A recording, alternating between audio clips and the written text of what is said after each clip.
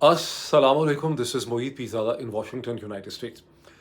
एक पाकिस्तानी सहाफ़ी ने, एक प्रोमिनेंट पाकिस्तानी सहाफ़ी ने यह दावा किया है कि former prime minister Pakistan Imran Khan के साथ अडयाला जेल में एक फॉर्मर आर्मी चीफ की मुलाकात हुई।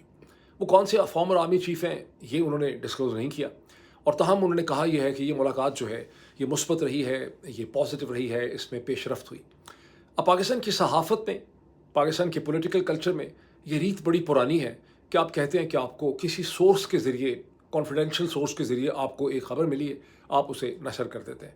अक्सर इसका सियाक़ो सबाक़ और उसके कॉन्टेक्स्ट का कोई ख़्याल भी नहीं रखा जाता, ना उसे एक्सप्लेन किया जाता है, ना ये ख़बर या डेवलपमेंट जो है वो कॉन्टेक्स्ट के साथ मुताबिकत रखती। लेकिन किसी भी चीज़ की हकीकत को, उसकी जो ट्रूथफुलनेस है कि ये हुआ है कि नहीं हुआ, उसको उसके सियाक़ो सबाक़ और उसके कॉन्टेक्स्ट के बगैर नहीं समझा जा सकता।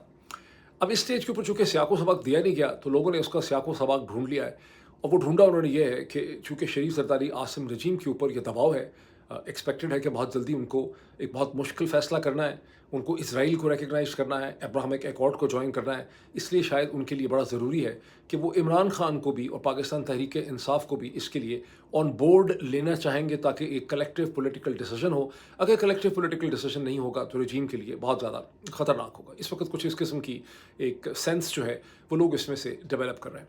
मैं समझता हूँ कि और भी बहुत सी गुज़िश्ता 24 घंटों की जो डेवलपमेंट्स हुई हैं, 24-36 घंटों की, 48 घंटों की, जो इस वक्त मेरे सामने हैं, मैं अगर उनका ज़िक्र करूँगा तो मैं एक कॉन्टेक्स्ट इस्टेब्लिश करूँगा कि पाकिस्तान का जो पावर स्ट्रक्चर है, शरीफ ज़रदारी आसिम रजीम, उसकी बेयरिंग्स और उसकी सपोर्ट कहाँ-कहाँ से आ रही है, उसका कि उस वक़्त क्या रिलेशनशिप है अमेरिका के साथ, वेस्टर्न पावर स्ट्रक्चर के साथ, वेस्ट एशिया के साथ वो क्या रोल प्ले कर रहे हैं, वो अपने बारे में क्या सोच रहे हैं, और ये सारी डेवलपमेंट्स जब मैं आपके सामने रखूँगा तो आप खुद बेहतर तौर पे फ़ैसला कर सकेंगे कि ये इक्का-दुक्का मुख्तलिफ जो बगैर कॉन्टेक्स्ट की ख़बरें कहीं से आती हैं, क्या इनमें कोई हकीकत होती है, ये नहीं होती। मैंने पिछले 1 या 2 वीलॉग्स में बहुत तफ़सील से आपके सामने ये पर्सपेक्टिव रखा कि यकीनन एक दबाव है, एक वेव है ज़ायनिस्ट लॉबी की तरफ से, और अमेरिका के सदर डोनाल्ड ट्रंप ये समझते हैं कि मैं अगर ईरान के साथ एक डील करूँ और साथ ही मैं किसी तरह से मशरक़ वस्ता के ममालिक को, सऊदी अरब वगैरह को मजबूर करूँ कि वो अब्राहमिक एकॉर्ड को जॉइन कर लें, तो मैं इसको ज़ायनिस्ट को, प्रो इज़राइली लॉबीज़ को, और अपना जो क्रिश्चियन एवेंजेलिकल बेस उनका मेरा है, मैं उसे बड़ी आसानी से सेल कर सकूँगा कि देखें मैंने कितना बड़ा काम किया। इसकी एक और एग्ज़ाम्पल ये है कि जून 2025 में जब ईरान और इज़राइल फँस गए, और इज़राइल की सूरत हाल ये थी 12 दिन की जंग के बाद कि हम तो कंबल को छोड़ते हैं, कंबल हमें नहीं छोड़ता, तो अमेरिका के सदर ने ईरान के ऊपर हमला करके उसकी जो जौहरी फैसिलिटीज़ थी 3, उनको डिस्ट्रॉय कर दिया, और यूँ उन्हें ये कहने का मौका मिला कि मैंने जो कुछ अचीव करना चाहिए था इज़राइल को या ईरान के ख़िलाफ़ जो कुछ करना था, वो मैंने अचीव कर लिया है। और इस हाई पॉइंट के ऊपर उन्होंने इसराइल को ईरान की गिरफ्त से उन्होंने निकाला। इस स्टेज पे भी वंस अगेन वो एक हाई पॉइंट ढूँढना चाहते हैं निकलने के लिए, जिसमें अगर अब्राहमिक एकॉर्ड में ये तमाम ममालिक शामिल हो जाएँ तो वो हाई पॉइंट होगा, जिससे अमेरिका के सदर को एक पॉलिटिकल विक्ट्री जो है वो मिल सकती है। ताहम इसके रास्ते में, जैसा कि मैंने आपको एक्सप्लेन किया, कि बहुत बड़ी रुकावट ये है कि सऊदी अरब की, मैं समझता हूँ कि इस्टेब्लिशमेंट जो है, जो कोर इस्टेब्लिशमेंट है, वो अब्राहमिक एकॉर्ड पे इस स्टेज के ऊपर उसका हिस्सा नहीं बनना चाहती, जब तक कि उनको इन रिटर्न एक वायबल पैलेस्टाइन स्टेट का कोई फ्रेमवर्क मिले, बिकॉज अदरवाइज़ वो बहुत कमज़ोर लगेंगे। हमदर्दी, इसमें कोई सिंपैथी पैलेस्टीनियंस की नहीं है, ये प्योर पावर डायनामिक्स हैं। आप क्विड प्रो को पॉलिटिक्स में बड़ा इंपॉर्टेंट होता है, और उसमें जो मोहम्मद बिन सलमान हैं और उनके जो भाई हैं खालिद बिन सलमान, उन्होंने अब अपने वालिद साहब जो शाह सलमान हैं, किंग सलमान के पीछे उन्होंने पोजीशन ले ली है कि बादशाह जो हैं वो नहीं मानते। इसका मतलब है कि बादशाह के आगे पीछे जो पावर स्ट्रक्चर है वो भी नहीं मानता, और इसमें एक डेडलॉक है। मैंने पिछले वीडियो में आपको एक्सप्लेन किया था कि पाकिस्तान के ऊपर कोई इतना ज़्यादा दबाव है नहीं, बिकॉज पाकिस्तान ने सऊदी अरब के पीछे स्टैंड लिया हुआ है कि अगर सऊदी अरब अब्राहमिक एकॉर्ड ज्वाइन करेगा तो हम भी इसे कंसिडर कर सकते हैं, अदरवाइज़ हमारी तो इस किस्म की पोजीशन है। और पाकिस्तान के फॉरेन मिनिस्टर स्ट्रोक deputy prime minister Ishaq Dar sahab ने जब यहाँ वाशिंगटन में आके सेक्रेटरी स्टेट मार्को रूबियो से उन्होंने मुलाकात की, तो उन्होंने इसी चीज़ के बारे में ब्रीफ किया along with the other things, और फिर बहुत ही कॉन्फिडेंटली उन्होंने पाकिस्तानी सहाफ़ियों के साथ जब एक प्रेस टॉक की वाशिंगटन में, पाकिस्तान की एम्बेसी में, तो वहाँ उन्होंने पाकिस्तानी सहाफ़ियों को बरमरा ये कहा कि हम किसी भी दबाव में अब्राहमिक एकॉर्ड का हिस्सा नहीं बनने लगे। इससे कम से कम हम ये अंदाज़ा लगा सकते हैं कि फौरी तौर पे इस किस्म की कोई भी चीज़ जो है वो नहीं होने लगी। लेकिन इसके अलावा भी बहुत सी ऐसी डेवलपमेंट्स हैं जिन पे आपकी नज़र रखनी और उनको समझना जो है बहुत ज़रूरी है। गुज़िश्ता 24-36 घंटों में एक बहुत इंटरेस्टिंग डेवलपमेंट वो है जहाँ सिंगापुर में शंग्रीला डायलॉग जो है हुआ, जहाँ और ये शंग्रीला डायलॉग जो है ये 2002 से होता है। बरतानिया का एक बहुत ही इंपॉर्टेंट, बल्कि आप समझिए दुनिया का एक बहुत इंपॉर्टेंट थिंक टैंक है, international institute of strategic studies, उसको उर्फ़ आम में उसका मुखफ़्फ़ है IISS। डबल एस 2002 से ये डायलॉग करवाता है सिंगापुर में। ये एक तरह से चाइना के ख़िलाफ़ एक रीजनल मिलिट्री अलाइंसेस को इनकरेज किया जाता है। एक एंटी चाइना किस्म का ये एक प्लेटफॉर्म है जिसमें चाइनीज़ भी आते हैं। यहाँ पे बात तो की जाती है रीजनल सिक्योरिटी की, लेकिन अक्सर ये चीन के खिलाफ बात की जाती है। और उसमें हर दफ़ा ही अमेरिका के जो सेक्रेटरी डिफेंस होते हैं वो वहाँ पे होते हैं। और वैसे इस डायलॉग के अंदर डिफेंस मिनिस्टर्स आते हैं, मिलिट्री चीफ्स आते हैं, टॉप की जो डिफेंस ऑफिशियल्स होते हैं रीजन के होते हैं। यहाँ इंडिया की भी प्रेजेंस होती है, पाकिस्तान की भी प्रेजेंस होती है, ईस्ट एशियन कंट्रीज़ की प्रेजेंस होती है, मिडिल ईस्ट की भी कई दफ़ा प्रेजेंस होती है। उसके लिए एक अलग डायलॉग किया जाता है, मनामा डायलॉग, जो कि बहरीन में होता है। अब इस डायलॉग में अमेरिका के सेक्रेटरी डिफेंस जो हैं पीट हेग्सेट, जो अपने आप को सेक्रेटरी वॉर कहते हैं, उनकी भी वहाँ पे प्रेजेंस थी। और वहाँ पे उन्होंने उनसे क्वेश्चन आंसर में पूछा गया, और चीन ने इसका तकरीबन बाइकआउट किया। चीन के डिफेंस मिनिस्टर वहाँ पे मौजूद नहीं थे। उन्होंने एक लो लेवल का डेलीगेशन वहाँ पे भेजा, जिसकी वजह से ज़्यादा ही जो शुरका थे उनको बहुत ज़्यादा मौका मिला चीन के खिलाफ आग उगलने का वहाँ पे। तो बहरहाल इंटर कॉन्टिनेंटल बैलिस्टिक मिसाइल्स के हवाले से जब बात हो रही थी, मेरा ख्याल है किसी पाकिस्तानी ने ये सवाल पूछा अमेरिका के सेक्रेटरी ऑफ स्टेट पीट हेग्सेट से कि हिंदुस्तान ये 12,000 किलोमीटर तक मार करने के मिसाइल बना रहा है, क्या आपको इसके ऊपर कोई तशवीश है? उसके ऊपर कहने लगे कि हाँ, इंटर कॉन्टिनेंटल, वैसे तो उन्होंने कहा कि हम हिंदुस्तान पाकिस्तान दोनों जो हैं उनको हम अपना हरीफ नहीं समझते, दुश्मन नहीं समझते, हमें उनके बारे में कोई कंसर्न नहीं है। ताहम इंटर कॉन्टिनेंटल बैलिस्टिक मिसाइल्स जो हैं वो हम उसको ज़रूर देखते हैं कि क्या बन रहे हैं, उसकी क्या रीच है। फिर उसको क्लैरिफाई करते हुए उन्होंने कहा कि हिंदुस्तान जो है वो बहुत अच्छा रोल प्ले कर रहा है एक अमेरिकन सिक्योरिटी और स्ट्रेटिजिक पैराडाइम में। चीन को कंटेन करने में हिंदुस्तान इस खत्ते को एक स्ट्रेटिजिक स्टेबिलिटी प्रोवाइड करता है। और हिंदुस्तान की उन्होंने खासी तारीफ़ की, कुछ खासी तारीफ़ी कलमात जो हैं उन्होंने हिंदुस्तान के लिए बोले। फिर उनको एहसास हुआ कि मैंने हिंदुस्तान की बहुत ज़्यादा तारीफ़ कर दी, कहीं मामला ख़राब ना हो जाए।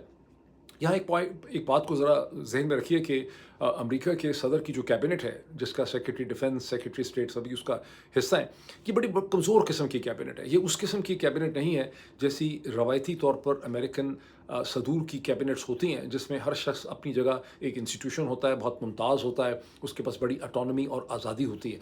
अमेरिका की ये जो कैबिनेट है डोनाल्ड ट्रंप की, इनके पास कोई ज़्यादा शख्सी आज़ादी नहीं है, क्योंकि डोनाल्ड ट्रंप का मिजाज ऐसा नहीं है। डोनाल्ड ट्रंप अपनी कैबिनेट को बिल्कुल एक डिक्टेटर के तौर पर लेकर चल रहे हैं, और इसलिए इनमें से किसी के अंदर भी इतनी इखलाकी जुर्रत और मॉरल करेज नहीं है कि वो अपनी आज़ादाना पोजीशन ले सकें, या सदर की एक जो प्रोनाउंस पोजीशन है जो उन्होंने खुल के ली भी है, उसकी कोई ज़्यादा उससे वो मुख्तलिफ नज़र आए। बिकॉज सदर अभी इसी साल मेरे ख्याल 3-4 लोगों को फारिग कर चुके हैं अपनी कैबिनेट में, और 2026 जब तक ख़त्म होगा तो 2-3 और लोगों को भी, ये 4 लोगों को वो और कैबिनेट से अपने फारिग कर देंगे। और जिसको भी एक अमेरिकन सदर की कैबिनेट से फारिग किया जाता है, तारीख बताती है कि उसका political career by and large उस स्टेज के ऊपर जो है वो ख़त्म हो जाता है। उस बेचारे का अगर कोई कैरियर था भी उससे पहले, वो भी वहाँ पे ख़त्म हो जाता है। तो जब सेक्रेटरी पीट हेग्सेट को एहसास हुआ कि मैंने हिंदुस्तान की ज़्यादा तारीफ़ कर दी है, तो उन्होंने कहा कि इसी किस्म की बात मैं पाकिस्तान के हवाले से भी कर सकता हूँ। फिर उन्होंने वजाहत की कि पाकिस्तान के आर्मी चीफ, फील्ड मार्शल और पाकिस्तान के प्राइम मिनिस्टर जो हैं वो डोनाल्ड ट्रंप का जो विज़न है वेस्ट एशिया का, मिडिल ईस्ट का, उसमें बड़ा अच्छा रोल प्ले कर रहे हैं। हमारे ताल्लुकात बहुत ज़्यादा बेहतर हो चुके हैं। कोई सोच नहीं सकता था कि हमारे ताल्लुकात जो हैं वो इतने अच्छे हो जाएंगे। ये वो चीज़ है जिसको पाकिस्तान में बहुत ज़्यादा पॉजिटिवली देखा गया, जिसको हिंदुस्तान में बहुत ज़्यादा कंसर्न के साथ देखा गया। आपको याद होगा कि चंद दिन पहले जब एक समिट था, इसका किसका समिट था हिंदुस्तान के अंदर, क्वाड का, यस, क्वाड की फॉरेन मिनिस्टर्स की समिट के लिए अमेरिका के वज़ीर ख़ारजा, secretary of state Marco Rubio Hindustan में थे। वहाँ उनसे किसी ने एक सवाल पूछा। सवाल पूछने वाले हिंदुस्तानी ने यह सवाल पूछा कि क्या हिंदुस्तान की हुकूमत ने पाकिस्तान, जो एक बहुत ज़्यादा इंपॉर्टेंट रोल प्ले कर रहा है वेस्ट एशिया के अंदर, ईरान और अमेरिका में मीडिएशन करवा रहा है, इस पर क्या हिंदुस्तान की हुकूमत को कोई एतराज़ है? तो मार्को रूबियो ने कहा कि नहीं, हिंदुस्तान की हुकूमत ने इस किस्म का कोई, उन्होंने ऑब्जेक्शन नहीं उठाई। हिंदुस्तान ऑब्जेक्शन उठाता रहता है, हमें ये कहता रहता है कि पाकिस्तान से क्रॉस बॉर्डर टेररिज्म हो रही है, ये उनका कंसर्न ज़रूर है, लेकिन ईरान अमेरिका की डायलॉग के हवाले से उन्होंने कोई सवाल नहीं उठाया। हिंदुस्तानी मीडिया ने उसमें से ये मतलब निकाला कि एक बार फिर अमेरिका के सेक्रेटरी ऑफ स्टेट जो हैं उन्होंने तायद कर दी है इस चीज़ की कि अमेरिका भी समझता है कि पाकिस्तान से क्रॉस बॉर्डर टेररिज्म होती है। पाकिस्तान में बहुत से लोगों ने समझा कि बड़ा मनफी कमेंट था। मैंने आपको ये एक्सप्लेन करने की कोशिश की थी कि ये इररेलेवेंट सा कमेंट था। मैं समझता हूँ कि मार्को रूबियो को कई दफ़ा जो है ना क्लियर नहीं होते कि मैंने कितनी बात करनी है, कितनी नहीं करनी। उन्होंने ये एक अननेसेसरी एक्स्ट्रा कमेंट कर दिया। पीट हेग्सेथ की तरह मार्को रूबियो को भी इसका एहसास है कि अमेरिका के सदर डोनाल्ड ट्रंप जो हैं वो हर वक्त फील्ड मार्शल आसिम मुनीर की तारीफ़ करते हैं। अब उसमें शहबाज शरीफ भी ऐड हो गए हैं और वो पाकिस्तान के बारे में इस वक्त कम से कम बहुत ही पॉजिटिव फीलिंग रखते हैं। इसलिए कभी भी मार्को रूबियो का कहने का वो मतलब नहीं था एंटी पाकिस्तान या कि पाकिस्तान दहशतगर्दी करवा रहा है हिंदुस्तान के अंदर, जो कि हिंदुस्तानी मीडिया पर्सनस ने उसमें से मतलब निकाला या बाज़ पाकिस्तान में लोगों ने मतलब निकाला। बॉटम लाइन क्या है कि बड़ा ही एक इस वक्त पॉजिटिव ऑप्टिक्स हैं डोनाल्ड ट्रंप की जो एडमिनिस्ट्रेशन है और पाकिस्तान की जो मिलिट्री है उसके दौरान बड़े पॉजिटिव किस्म के ऑप्टिक्स हैं। अब इसी शंग्रीला डायलॉग के अंदर एक और चीज़ नोट कीजिए कि पाकिस्तान के जनरल नोमान ज़िक्रिया जो इस वक्त कोर कमांडर मंगला है और मेरा ख्याल है जो रॉकेट फोर्स बनी है नई गुज़िश्ता चंद महीनों में या साल में, उसको भी इस वक्त वो हेड कर रहे हैं। बहुत उनकी बड़े रिस्पेक्टेड जनरल हैं, लोग समझते हैं कि बड़े academically military wise as a soldier बड़े साउंड हैं। और यहाँ शंग्रीला डायलॉग में भी बहुत अच्छा बोला उन्होंने, बहुत अच्छा उनका 7-8 मिनट की उनकी प्रेजेंटेशन थी जो बहुत अच्छी भी थी और बहुत वेल प्रेजेंटेड, बहुत अच्छा बोले, वेरी आर्टिकुलेट। अगर आप यूट्यूब के ऊपर जाएं और आप जनरल नोमान ज़िक्रिया लिखें तो आपको वो 7-8 मिनट की उनकी प्रेजेंटेशन जो है वो मिल जाएगी जो मैंने देखी। लेकिन जो बात उन्होंने वहाँ पे की वंस अगेन वो उन्होंने ये की कि उन्होंने कहा कि साउथ एशिया के अंदर हिंदुस्तानी कोशिश तो ये बहुत करते हैं कि और ख़तरा ये है कि वो स्ट्रेटिजिक स्टेबिलिटी को डिस्टर्ब करते हैं। वो हिंदुस्तान में ये हिंदुस्तानी ये तासुर देना चाहते हैं या ये पैराडाइम इन्वेंट करना चाहते हैं कि बावजूद इसके कि दोनों कंट्रीज़ न्यूक्लियर हैं, जंग के लिए एक स्पेस एग्जिस्ट करती है। लेकिन यहाँ पे फैसले मिनटों में नहीं सेकंड्स में होने हैं, इसलिए यहाँ पर कोई स्पेस जो है वो जंग के लिए एग्जिस्ट नहीं करती। ये बड़ा इंटरेस्टिंग कमेंट है। मैंने पिछले व्लॉग में भी आपको इसकी वजाहत की थी कि हकीकत यह है कि पाकिस्तान हिंदुस्तान के न्यूक्लियर होने के बाद 1999 में कारगिल में 1999 में बड़ा इंटेंस कॉन्फ्लिक्ट हुआ हिंदुस्तान पाकिस्तान के दरमियान, जो एक रीजनल वॉर थी बड़ी इंटेंस। फिर 2016 में हिंदुस्तान के प्राइम मिनिस्टर जब से बने नरेंद्र मोदी, चूँकि वो अपने आप को ज़्यादा मस्कुलर साबित करना चाहते हैं, उन्होंने एक बहुत ही 200 किलोमीटर पे जो एक सो कॉल्ड सर्जिकल स्ट्राइक की जिसमें घमसान का कॉन्फ्लिक्ट हुआ तकरीबन 8, 10, 15 घंटे पाकिस्तान और हिंदुस्तान के दरमियान। 2019 में पुलवामा के बाद उन्होंने बालाकोट के ऊपर बाकायदा हमला कर दिया इंडियन एयरफोर्स ने। फिर 2025 के अंदर आपने देखा कि ऑपरेशन सिंदूर में 4 दिन पाकिस्तान और हिंदुस्तान जो हैं दोनों न्यूक्लियर कंट्रीज़ हैं, दोनों के दरमियान जंग होती रही। 2022 से न्यूक्लियर रशिया जो है जिसके पास 300-400 न्यूक्लियर वॉरहेड्स हैं, उसके और यूक्रेन के दरमियान में घमसान की जंग हो रही है जिसमें लाखों लोग जो हैं वो मारे जा चुके हैं। और उसमें यूक्रेन ने कोई कसर नहीं छोड़ी है रशिया के शहरों पे, रशिया के मिलिट्री बेसिस के ऊपर हमला करने के लिए, बावजूद इसके कि रशिया के पास न्यूक्लियर वेपन्स हैं। फिर 2025 में ईरान और अमेरिका के दरमियान दोनों न्यूक्लियर पावर्स हैं, रशिया, इजराइल, अमेरिका, उन्होंने ईरान के ऊपर हमला किया। ईरान ने इजराइल के ऊपर काउंटर स्ट्राइक्स करने में कोई कसर नहीं छोड़ी, जो कुछ भी वेपन सिस्टम उनके पास था उन्होंने इजराइल को उससे टारगेट किया। और 28 फरवरी के बाद से आपने देखा कि फिर उस किस्म की सिचुएशन है। लेकिन पाकिस्तानी पैराडाइम अपनी जगह पे उधर ही है, उसकी भी बहुत से रीजंस हैं, लेकिन बहुत कॉन्फिडेंटली उन्होंने अपना ये पैराडाइम जो है वो वहाँ पे उन्होंने प्रेजेंट किया। और इसका जस्ट क्या है, पाकिस्तानी इस्टेब्लिशमेंट कहना क्या चाहती?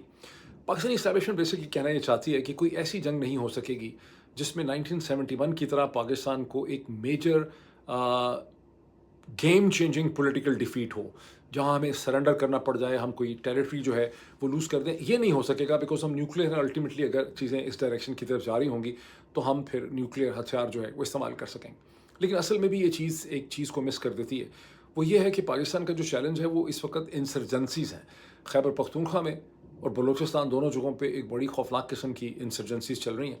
अभी ये क्लियर नहीं है कि इन इंसर्जेंसीज़ को अगर कोई बैरूनी मदद है जैसे बलूचिस्तान में है तो किस एक्सटेंट तक है, और वो जो बैरूनी ताकत है अगर वो हिंदुस्तान है तो उसके अपने अगराज़ व मकासद क्या है। वो महज इन इंसर्जेंसीज़ को बुनसन बर्नर्स पे रख रहे हैं ताकि ये सुलगती रहें या इसको किसी डायरेक्शन में ले जाना चाहते हैं।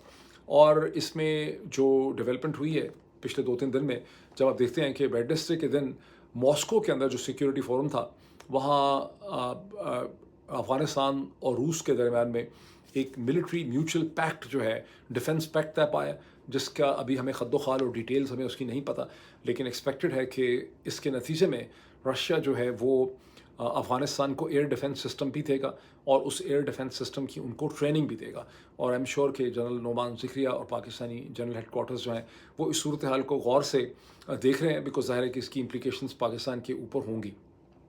अच्छा, इसमें एक इंटरेस्टिंग एलिमेंट ये है कि आप देखिए कि 1950 से लेके अफ़गानिस्तान 1950 से लेके 1975 तक अफ़गान हुकूमतें जो हैं, जो भी अफ़गान रजीम थे, उनके और फॉर्मर सोवियत यूनियन के दरम्यान में हमेशा एक मिलिट्री कोऑपरेशन और स्ट्रेटेजिक रिलेशनशिप रहा। और 1979 में जब सोवियत यूनियन ने, यूएसएसआर ने अफ़गानिस्तान पे इन्वेजन किया, जो सोवियत इन्वेजन था, और फिर उन्होंने कब्ज़ा कर लिया, तो उसका कॉन्टेक्स्ट और बैकग्राउंड ये था कि जो कम्युनिस्ट मार्क्सिस्ट रजीम उन्होंने बिठाया था अफ़गानिस्तान के अंदर, उसके ख़िलाफ़ अमरीकी intelligence agency CIA, Pakistani agency Peshawar से ISI, और उसके अलावा जो सऊदीज़ हैं, वो उस कम्युनिस्ट मार्क्सिस्ट रजीम को फेल करने के लिए बहुत ज़्यादा एफर्ट कर रहे थे, उसके ख़िलाफ़ कार्रवाई कर रहे थे, और उसको कवर करने के लिए, जो कि रजीम टॉर्चर कर रहा था, उनको उसमें इंटरफेयर करना पड़ा। लेकिन उसके बाद जितना तारीख़ का पहिया घूमा है, उसके बाद वो कहते हैं जिथों दी खोती उथे आन खलोती, कि दोबारा एक बार फिर सारे टाइम पीरियड के बाद वो अफ़गान तालिबान जो पैदा हुए थे सोवियत इन्वेजन के ख़िलाफ़, उनके और रशिया के दरमियान में अब एक स्ट्रेटेजिक रिलेशनशिप पैदा हो रहा है। इसका मतलब यह है कि जोग्राफिया जो है, द जोग्राफी मैटर्स, वही जोग्राफी जिसके नतीजे में ब्रिटिश एम्पायर के मुकाबले में यहाँ पे ज़ारस रशिया का रोल हुआ करता था, उस चीज़ ने अपने आप को दोबारा से री एनैक्ट कर लिया। अब ये शंग्री-ला डायलॉग बड़ा इंपॉर्टेंट है, इसको अपने जहन में रखिए। अब आए एक और बड़ी इंटरेस्टिंग डेवलपमेंट में। चूँकि जो मैंने शुरू में बात की है, मैं बहुत सी चीज़ें आपके सामने रखना चाह रहा हूँ, जिससे आप खुद चीज़ों की असेसमेंट कर सकते हैं। कहते हैं, सुनने में आ रहा है, कन्फर्म्ड है, वैसे ये भी मतलब अब है तो एक सोर्स से ही पता चला, लेकिन ये आप और भी बहुत सी जगहों से कंफर्म कर सकते हैं, ख़ास करके जिन लोगों का, जिनको एक्सेस हासिल है मिलिट्री के हलकों में। जनरल आसिम मुनीर ने चाइना से वापस आने के बाद ईद उल अज़हा के दूसरे दिन 28, दूसरा दिन था या तीसरा दिन था, 28 मई 2026 को उन्होंने अपने 10 जो लेफ्टिनेंट जनरल्स हैं, जिसमें को कमांडर्स भी थे, लेकिन उसमें और भी बहुत से टॉप जनरल्स थे जो उनके अपने कॉन्फिडेंट्स हैं, उनके साथ उन्होंने एक मीटिंग की। उस मीटिंग में कौन कौन शामिल था? उस मीटिंग में DG ISI general Asim Malik साहब थे, उसमें DG MI थे, मिलिट्री इंटेलिजेंस, उसमें DG military operation DG MO थे, इस मीटिंग में DG ISPR थे, इस मीटिंग में CGS थे, जो चीफ ऑफ जनरल स्टाफ है, बहुत इंपॉर्टेंट पोजीशन होती है पिंडी में, वो भी थे। इसमें पिंडी के कोर कमांडर जो कोर 10 है, वो भी थे। इसके अंदर DG SPD, director general strategic planning division भी थे, ये पता नहीं चेयरमैन होते हैं शायद, बहरहाल। इसके अलावा इसमें एडजुटेंट जनरल भी थे, इसके अलावा इसमें मिलिट्री सेक्रेटरी भी थे, और इसमें पाकिस्तान की स्ट्रेटेजिक फोर्सेस के कमांडर भी थे। वहाँ जनरल आसिम मुनीर ने अपने हवाले से, पाकिस्तान की मिलिट्री के हवाले से, कहने में आप कह सकते हैं कि पाकिस्तान के हवाले से, लेकिन बेसिकली पाकिस्तान की मिलिट्री के हवाले से, मिलिट्री एलीट के हवाले से उन्होंने एक बहुत ही रोज़ी पिक्चर जो है अपने इन कुलीस के साथ शेयर की। वो रोज़ी पिक्चर क्या है? उसमें उन्होंने कहा कि रेकोडेक जो है, उससे बहुत ज़्यादा रेवेन्यू पैदा होगा, वो जो मिनरल डेवलपमेंट है वो हमारे उस पर बड़ी प्रोग्रेस हो रही है। उन्होंने अपनी अचीवमेंट्स के तौर पे अपने कोलीग्स को कॉन्फिडेंस पे लिया चीन से वापस आने के बाद। उन्होंने कहा कि गवादर में मज़ीद इन्वेस्टमेंट्स होंगी, उसकी स्ट्रेटेजिक सिग्निफिकेंस बढ़ जाएगी, उसमें मज़ीद फैसिलिटीज़ ऐड की जा रही हैं, वहाँ से भी रेवेन्यू आएगा। उन्होंने कहा कि बहुत जल्दी CPEC 2 और मेन रेलवे लाइन 1 जो है ML1, उस पर बहुत प्रोग्रेस होगी, वहाँ से भी बहुत ज़्यादा हमारी स्ट्रेटेजिक जो हमारी स्ट्रेंथ है उसमें इजाफा होगा। फिर उन्होंने कहा कि ईरान के साथ हमें एनर्जी और गैस मिल सकती है। इसका मतलब है कि जनरल आसिम मुनीर ने कम से कम ये कंक्लूड किया है कि ईरान से अमेरिका की वो सैंक्शंस, जिसके नतीजे में गैस पाइपलाइन नहीं चल सकी आज तक, वो हटने वाली हैं। ये उनकी अपनी असेसमेंट है। तभी उन्होंने कहा कि ईरान से पाकिस्तान को गैस मिलेगी। फिर उन्होंने कहा कि GCC कंट्रीज़ के साथ और वेस्ट एशिया में हमारा स्ट्रेटेजिक रोल जो है वो बढ़ रहा है, और हो सकता है कि हमारा ईरान के साथ भी एक स्ट्रेटेजिक रिलेशनशिप बन जाए। तुर्की का भी उन्होंने वहाँ पे जिक्र किया। फिर उन्होंने कहा कि हमारी डिफेंस एक्सपोर्ट्स जो हैं उसमें इजाफा हो रहा है। बेसिकली तौर पे यहाँ से क्या चीज़ रिफ्लेक्ट होती, यहाँ से आपको जनरल आसिम मुनीर का एक माइंड सेट पता चलता है, और आपको ये पता चलता है कि वो अपने आप को बहुत कॉन्फिडेंट भी हैं, और अपने इस कॉन्फिडेंस को और अपनी रोज़ी पिक्चर को वो अपनी जो कोर ग्रुप है मिलिट्री के अंदर, उसके साथ वो उनको शेयर करना चाह रहे थे। इसमें बाकी कोर कमांडर्स नहीं थे, जैसे जनरल नोमान ज़िक्रिया वगैरह इसमें नहीं थे। अच्छा, अब इससे आपको ये भी पता चलता है कि जनरल आसिम मुनीर का यहाँ प्लान और एम्बिशन ये है कि मैं 10 साल या क़यामत तक फॉर एवर जो है मैं बैठा रहूँ इसी पावरफुल पोजीशन में, हुकूमतें बदलता रहूँ अगर मुझे ज़रूरत हो। इससे उनका माइंडसेट जो है वो आपको पता चलता है। अच्छा, एक और चीज़ भी देखिए इस मिलिट्री, अच्छा हाँ, मैं इस पर एक चीज़ थोड़ा सा कहना चाहता हूँ कि जब इस किस्म की बात की जाती है, Gwadar main railway line 1, Reko Diq वगैरह, तो اس کی تنقید بھی ہوتی ہے کہ اس سے کون سی پروگرس ہو رہی ہے، پاکستان کو کیا ملا. یہ پاکستان کو ملنے کی بات نہیں ہو رہی. پاکستان جو ہے وہ ایک انتہائی ایلیٹسٹ قسم کا پولیٹیکل سٹرکچر ہے. یہاں پاکستان کا کبھی کسی کو فکر نہیں ہوتی. محترمہ اسما جہانگیر صاحبہ نے ایک دفعہ ایک اسٹیٹمنٹ دی تھی کہ یہ ڈفر ہیں، یہ ڈفر ہیں، یہ جرنیل ڈفر ہیں. اور میں نے آپ کو ایک سے زیادہ ویلاگ میں کہا تھا کہ اصل میں ان کی اسمپشن یہ تھی محترمہ اسما جہانگیر صاحبہ کی کہ ان کے فلاں فیصلے چونکہ صحیح نہیں ہیں، اس سے پاکستان کو فائدہ نہیں ہوا، اس لیے یہ ڈفر ہے. اصل میں وہ فیصلے پاکستان کے لیے کرتے نہیں ہیں، وہ فیصلے اپنے انٹرسٹ میں کرتے ہیں. اور اگر آپ تاریخ اٹھا کے دیکھیں تو اپنی انٹرسٹ میں ان کے فیصلے جو ہیں پاکستان کی ملٹری ایلیٹ کے یا پاکستان کی جو ایلیٹ سرکلز ہیں، اپنے انٹرسٹ میں ان کے فیصلے بڑے بریلینٹ ہوتے ہیں اور ان کے لیے بڑے بریلینٹ رزلٹس جو ہیں ان فیصلوں کے نکلتے ہیں. میں نے پچھلے ویلاگ میں آپ کو کہا تھا کہ پاکستان کی ٹاپ ملٹری براس کو جس قسم کی میڈیکل فیسلٹیز ملتی ہیں وہ امریکہ میں بھی ایک خام خواہ فکشن ہی ہے کہ بہت زیادہ اچھی میڈیکل فیسلٹیز ہیں، کیونکہ جو میڈیکل فیسلٹیز آپ کو چاہیے ہوتی ہیں دنیا میں کہیں پر بھی وہ اویلیبل ہیں. وہ جس قسم کی پاکستان کی ملٹری براس کو ملتی ہیں وہ امریکہ میں بھی اچھے بھلے لوگوں کو نہیں مل سکتی. عام امریکن سوچ نہیں سکتا ان میڈیکل فیسلٹیز کا اور جتنی جلدی سے ان کو ملتی ہیں. اب اس کی اگزامپل یہ ہے کہ 6 مئی کو ایک شادی ہوئی پنڈی میں کہیں پہ میرا خیال ہے، اور اس شادی کے اندر جو لوگوں نے پارٹیسپیٹ کیا انہوں نے دیکھا کہ جنرل قمر جاوید باجوہ صاحب بھی وہاں تھوڑا سا مدد سے اس طرح کہتے ہیں کہ ہلتے جلتے، بہت سٹیڈی نہیں تھے. بہرحال جنرل قمر جاوید باجوہ جن کو سٹروک ہوئی تھی، جو گر گئے تھے، جو انکمیونیکاڈو ہو گئے تھے، جن کی میموری اتنی ویک ہو گئی تھی آفٹر دا سٹروک کہ وہ یعنی وہ اپنے گھر والوں کو پہچان نہیں پا رہے تھے. کہتے ہیں کہ جب جنرل عاصم منیر ان کی عیادت کرنے کے لیے تو ان کو پہچان نہیں پا رہے تھے، ڈائلاگ نہیں کر پا رہے تھے. وہ شادی میں دیکھے گئے وہ خود سے چل رہے تھے، بغیر کسی سوٹی ڈنڈے کے چل رہے تھے، تھوڑا سا انسٹڈی تھے، لیکن وہ ٹھیک ہو گئے. وہ کیوں ٹھیک ہو گئے ہیں؟ مجھے بتانے والوں نے یہ بتایا کہ بیکاز ان کو state of the art neurological support دی گئی ہے پنڈی میں by the army medical corps. Army medical corps نے ان کی بہت خدمت کی اور ان کو ٹھیک کیا.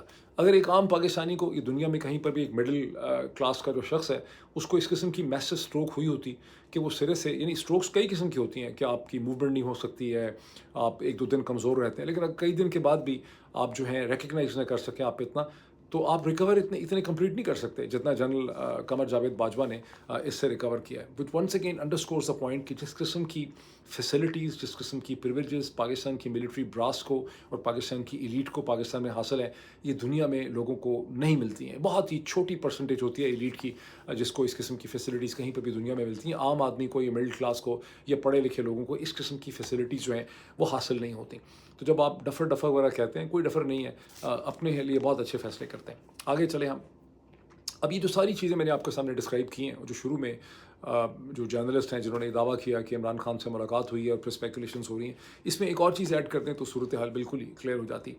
گلگت بلتستان میں جی بی میں الیکشنز ہونے 7 جون کو، اپریل سے الیکشن کمیشن آف پاکستان نے اس کا اعلان کیا ہوا ہے. صورتحال وہاں پہ کیا ہے کہ ایک دن پہلے جو دن ابھی ختم ہوا ہے پاکستان میں سیٹرڈے کا ہفتے کا، اس میں اسد کیسر صاحب فلائٹ لینا چاہتے تھے وہاں پہ جانے کے لیے.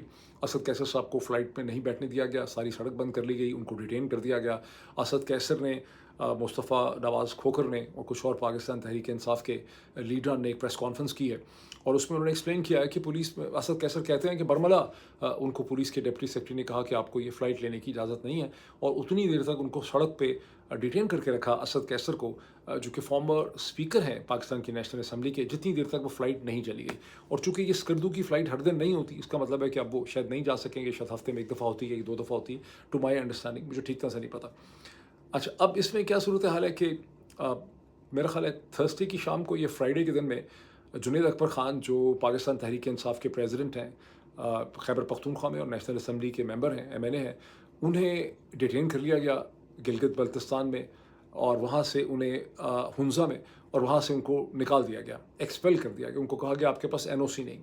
اوور آل سچویشن یہ ہے، کنٹراسٹ اس کا دیکھیں کیا ہے کہ بلاول زرداری بھٹو جو ہیں وہ یہاں پر گئے کیمپین کرنے کے لیے. کہتے ہیں کہ شہباز شریف صاحب بھی گئے، اور بھی بہت سے جو فیڈرل منسٹرز ہیں وہ بھی وہاں پہ موجود ہیں. حالانکہ فیڈرل منسٹرز جن کے پاس ریسورسز ہوتے ہیں، جو کمٹمنٹ کرتے ہیں، جن کی کمٹمنٹ کرنے کی بڑی ویلیو ہوتی ہے، بیکاز وہ فزیکل ریسورسز کو، فائنینشیل ریسورسز کو کنٹرول کرتے ہیں، ان کو ویسے بھی as per the laws of the election commission of Pakistan campaign کا حصہ نہیں ہونا چاہیے. لیکن وہ سب ہیں، لیکن پاکستان تحریک انصاف جو اپوزیشن کی جماعت ہے اس کو وہاں پہ نہیں جانے دیا جا رہا. اس کا مطلب کیا ہے؟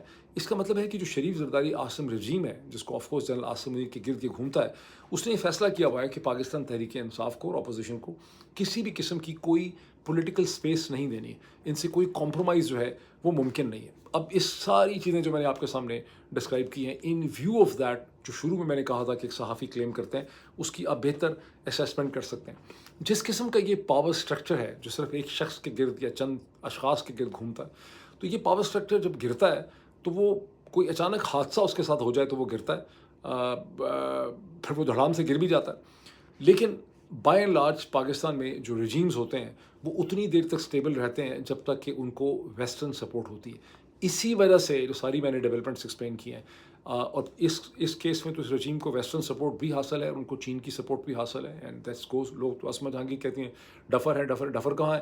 انہوں نے دونوں سائڈ پہ لیوریج رکھا ہوا ہے کہ چین کو بھی ساتھ لے کے چلتے ہیں، یہ امریکہ کو بھی ساتھ لے کے چلتے ہیں، یہ مڈل ایسٹ کی بھی پاورز کو ساتھ لے کے چلتے ہیں، اور مجھے بہت شک ہے کہ جیسے میں نے ایک ویلاگ میں کہا تھا کہ بہت جلدی جنرل آصم منیر کی کوشش کریں گے کہ میں سعودی عرب اور متحدہ عرب امارات کے درمیان میں بھی ہم نیگوسیشن کریں اور ایک لیوریج پوائنٹ ڈیولپ کریں، اور یہ اگر انہوں نے کر لیا تو یہ ان کی بہت بڑی کامیابی ہوگی۔ تو وہ اپنا ایک ویسٹ ایشیا کے اندر بھی رول ڈھونڈ رہے ہیں۔ پاکستان میں میری جو سم ٹوٹل انڈرسٹینڈنگ ہے گزشتہ کئی سالوں کی، وہ یہ ہے پاکستان میں کوئی بھی حکومت، کوئی بھی رجیم لوگوں کی تائید سے نہ بنتا ہے نہ چل سکتا ہے۔ پاکستان کے پاور ڈائنامکس ہی اس قسم کے ہیں، اور دنیا کی اکثر جو انڈر ڈیولپڈ سوسائٹیز ہیں ان میں اسی قسم کے حالات ہیں۔ تو جب آپ نے چیزوں کو سمجھنا ہے تو آپ کو ان پاور ڈائنامکس کو جو ہے پاکستان سے ریلیٹڈ، ان کو سمجھنے کی بہت زیادہ ضرورت ہے۔ اب تھوڑا سا میں آپ کو کامنٹ کر دوں کہ جو ایران کے حوالے سے اس وقت امریکہ کے صدر ڈونلڈ ٹرمپ نے جب کوئی 24-27 گھنٹے پہلے یہ کہا تھا، بڑا پازیٹیو انہوں نے ٹویٹ کیا ٹروتھ سوشل پہ، اس کے بعد اس میں لگا تھا کہ میں نیول بلاکٹ ختم ہو جائے گا، اسٹریٹ آف ہارمز کھل جائے گی، ابھی پیسے ہم ایران کو نہیں دیں گے، لیکن تمام جو ہے چیزیں بہتری کی طرف جا رہی ہیں۔ اور پھر انہوں نے کہا کہ میں سچویشن روم میں جا رہا ہوں ایک فائنل ڈٹرمنیشن کرنے کے لیے۔ وہ فائنل ڈٹرمنیشن نہیں ہو سکی، 2 گھنٹے انہوں نے سچویشن روم میں اپنی سیکیورٹی ٹیم کے ساتھ ملاقات کی، اس کے بعد بغیر کسی فیصلے کے وہ وہاں سے چلے گئے۔ ابھی تک کوئی ڈٹرمنیشن انہوں نے نہیں کی، کوئی اعلان انہوں نے نہیں کیا، کوئی فیصلہ انہوں نے نہیں کیا۔ تو ہم ایک عجیب سے ویکیوم میں اس وقت ہیں۔ اب جب اس پہ کوئی ڈیولپمنٹ ہوگی تو میں آپ کو اس کے حوالے سے بریف کروں گا۔ ابھی اتنا ہی، پھر آپ سے ملاقات ہوتی ہے۔ Thank you.